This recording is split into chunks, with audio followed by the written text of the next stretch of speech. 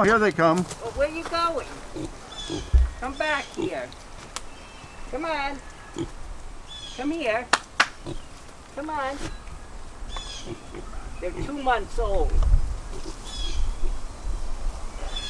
They like scratches? Yeah. This one sometimes will lay down. He likes to have his Tummy rubs. stomach rubbed. But they're still kind of skittish. Where are Mom and Dad? We got them from the Suffolk County farm. They raised them there. Ah, So, there was always one big one here in the... yeah, she passed a year ago. Oh. So they're her replacement. And these obviously are needs of still a name. And I know Yeah. there's a contest on in order to get them named by the village.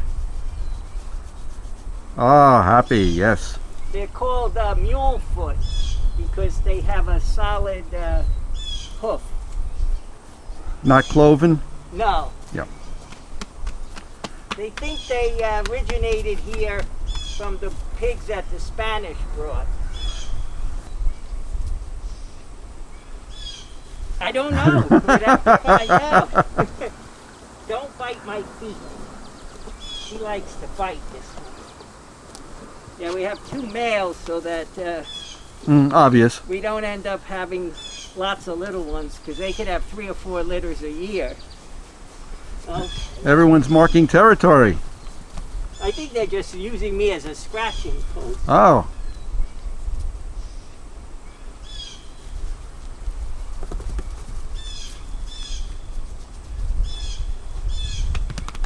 Ah. These are great shots. And then our cows are out there. Yeah, I was fortunate enough to get them from a distance. Yeah, they're standing in what little of the pond is left. The cool mud keeps the flies off their legs. What is the name of this house? This is the Powell house. It's been on this site since 1740. The Powells were early settlers in the area, and it's restored to 1855. At that time, Richard Powell and his wife Sarah lived here. Ah. All right, this is the out kitchen. They did all the messy work in here. Like you could see the wash tub.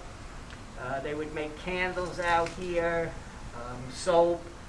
They would, at butchering time, when they had to fine tune the cuts of meat and wrap the hams, they did all that in here because when you were done with the mess on the floor, over there it's a dirt floor, you could just spill water on it and gush it around to get the mess out. There's also another door in the corner there that would let light in and air.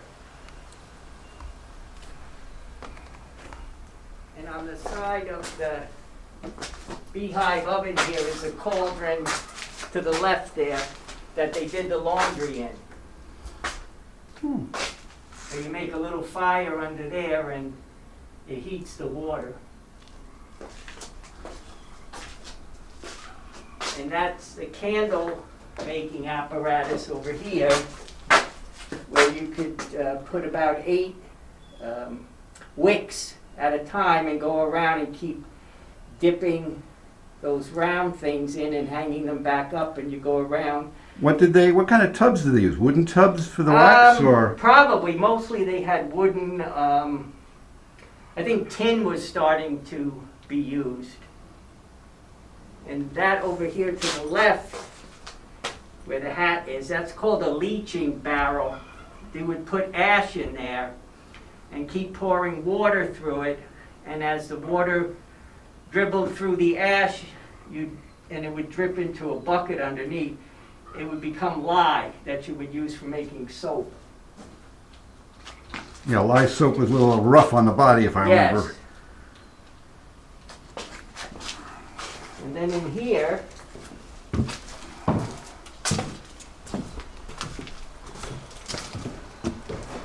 this is the kitchen, but unfortunately because of the virus, we have to keep all the furniture and utensils over here away from anything people can touch. I see everything is also cordoned off. Right.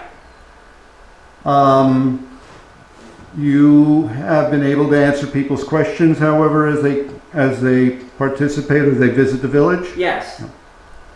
I do see the infamous brooms that are Right. made here. I've Right. actually seen them being created by the mayor of all people. Yeah, Tim makes them now. This was the hearth where all the cooking was done.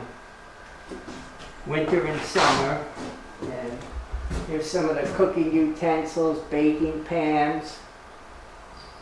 The beehive oven is behind this little black door. Well, what was the black door here for? Was this where where you This actually is put where bread or actually something? where you go in. You would make a fire.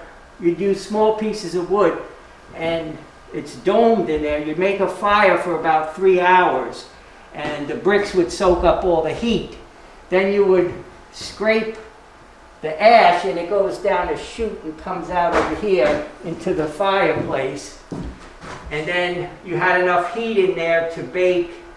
You'd start out with bread because that needed to cook the longest, and then some cake, and they'd always have a little bit of heat left for kids to make some cookies for fun. Ah, Yeah, baking was done maybe Tuesdays and Saturdays. And this is the dry sink. There's no pans in it now, but they would have a pan of warm water and a pan of clean water. And these were always by the window because when you were done, you opened the window and spilled the water out. ah. A lot of times the women would make a little herb garden out or a flower garden outside the window so they could water it with the water. This is a pantry. There's a pantry room where they kept all their pots and pans and then that other room there is the dining room, sitting room, where the meals were taken and where they would sit at night for a couple of hours before they went to bed. And what is beyond?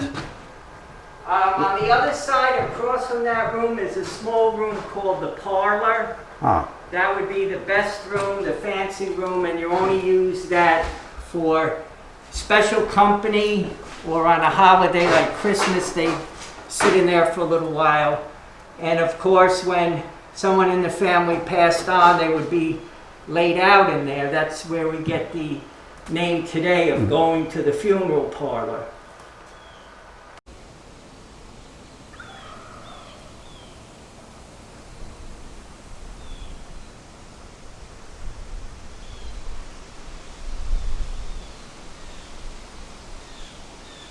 Here is where most of the work would be done. And we store a lot of the tools and stuff.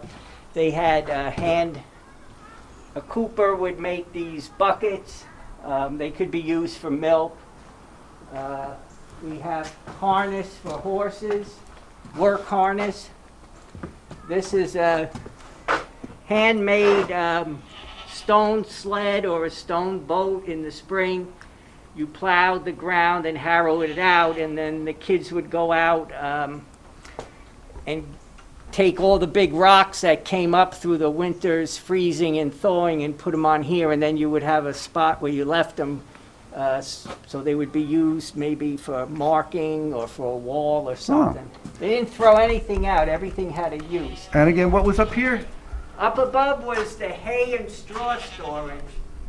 They had, it was loose packed. It wasn't like today where you have bales. You had loose hay all piled up there. And it needed a lot of room because if it gets wet or it gets too hard packed down, it could get moldy, or it has been known to explode,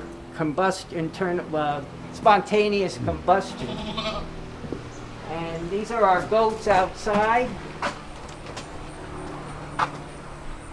Hello. They're always ready to go back inside. They don't like to be cooped up in the pen. So they go for a long walk in the morning and eat whatever whatever tickles their fancy on a particular morning. And I'm sitting on the grain box.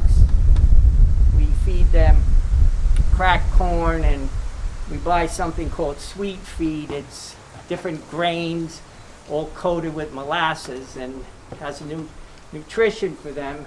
Over here is scale. They weighed everything from milk to potatoes and grain, and if they were going to trade or sell something, they would weigh it so that both sides would know they weren't being cheated. And if you live in town near a farm, like in this village, if you were the Leighton storekeeper or the Noon Inn or the Leicester family or even the Kirby family, you would send one of your kids every day with a little bucket like that down to the farm and buy milk. So you had to use your own milk can. Oh.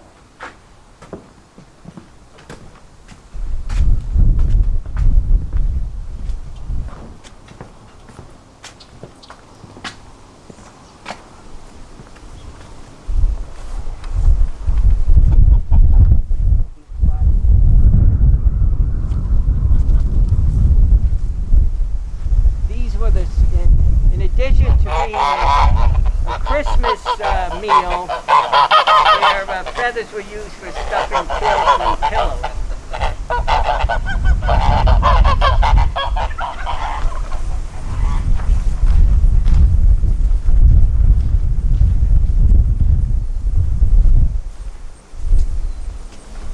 Here we have the poultry yard. We have 8 turkeys and about 20 hens, and they spend the day in here.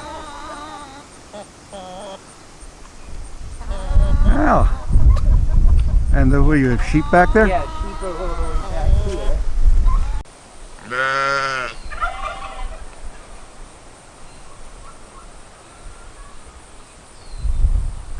What happens to these in the winter? Where do they stay out here?